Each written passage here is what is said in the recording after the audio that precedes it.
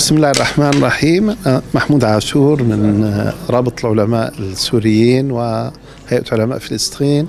نحن اليوم أطلقنا أسبوع القدس العالمي، وتكلمنا فيه فقرات، لكن من أهم الفقرات التي أريد أن أركز عليها اليوم هي مسألة المقاطعة. فلنستمر في المقاطعة فإنها أثبتت جدواها بشكل كبير.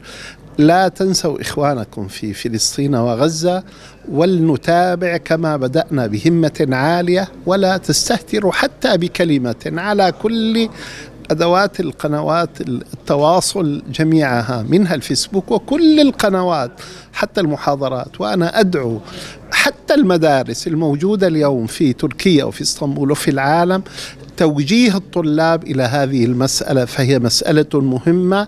عودة قضية فلسطين والقدس إلى الواجهة يجب أن تبقى في قلوبنا وعقولنا ولا ننساها أبدا. وأسأل الله لنا ولكم ولجميع التوفيق والسداد، والحمد لله رب العالمين.